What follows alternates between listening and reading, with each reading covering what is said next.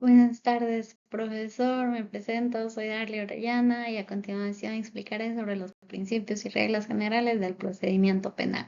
A lo cual primero empezaremos diciendo qué es el procedimiento penal. A ello decimos que se refiere al conjunto de normas y reglas que regulan la forma en que se desarrolla el proceso penal.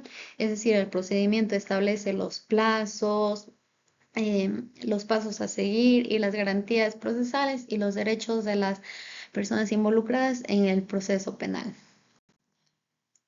Aquí muy bien tenemos algunos principios y reglas. Actualmente existen 22, pero por cuestiones de tiempo voy a explicar unos pocos.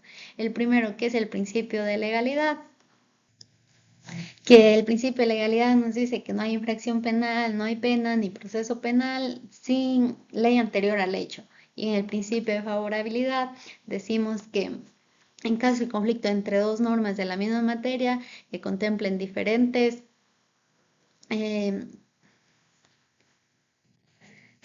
diferentes sanciones para el mismo hecho, se elegirá la menos rigurosa. El principio de inocencia nos dice que toda persona mantiene su estatus jurídico de inocente hasta que una sentencia demuestre lo contrario. En el principio de intimidad nos dice que toda persona tiene derecho a su intimidad personal y familiar, es decir, que no pueden hacer allanamientos sin una orden previa de un juez. En el principio de concentración también podemos decir que la o el juzgador en ese principio de concentración es que verá la mayor cantidad de actos procesales para centrarlos en una sola audiencia. En el principio de oralidad decimos que es en el cual se lleva a cabo la audiencia y asimismo dentro de ella se dicta la resolución de manera oral.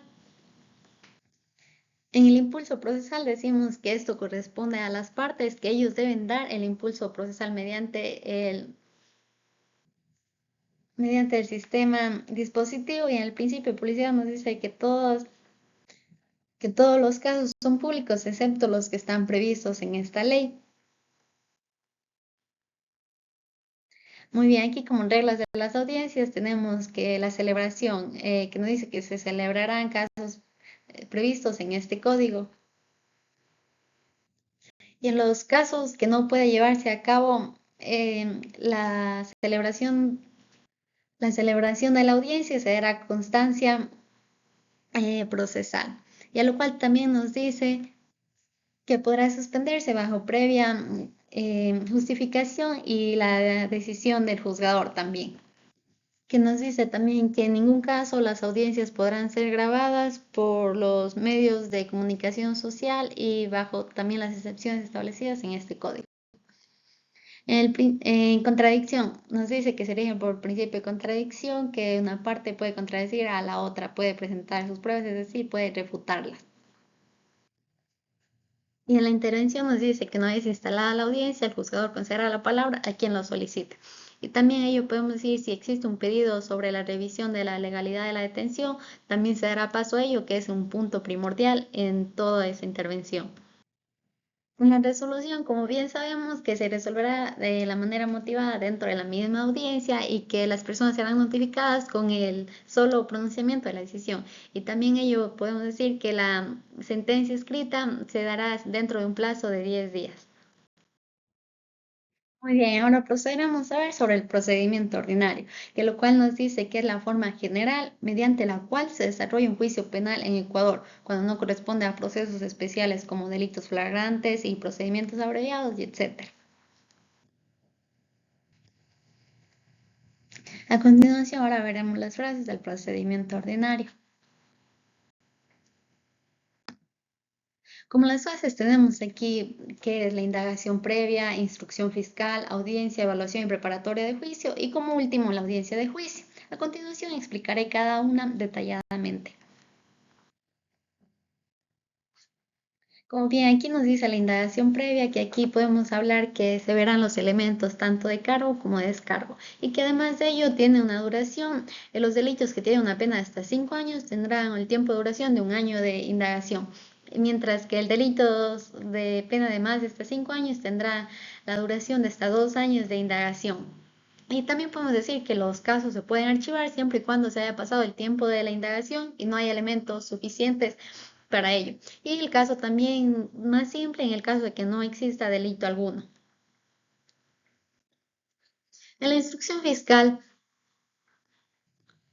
La finalidad de la instrucción fiscal, como bien podemos decir, que busca obtener elementos de convicción que permitan al fiscal formular o no una acusación en contra del imputado, y a lo cual también podemos decir que esta inicia después de la investigación preliminar.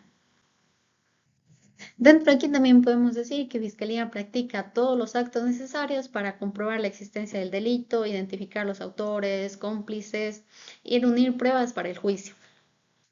Como muy bien podemos aquí observar en la pantalla, nos dice que tiene cierto tiempo de duración, que a lo cual nos dice una regla general de 90 días, no debe excederse de más de 120 días. Y al igual, en tránsito también nos dice 45 días y no más de 65. En flagrante nos dice 30 días, no más de 60.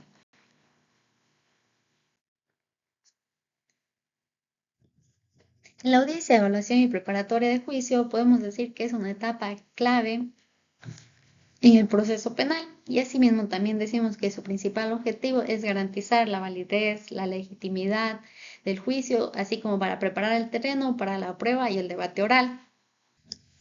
Y como bien aquí vemos que los puntos claves de la audiencia de evaluación preparatoria de juicio es la procedibilidad, competencia, procedimiento y validez procesal. En procedibilidad veremos si cumple los requisitos necesarios para que el proceso pueda seguir. Y en competencia se verificará si el juez es el competente que lleva el caso para darle seguimiento.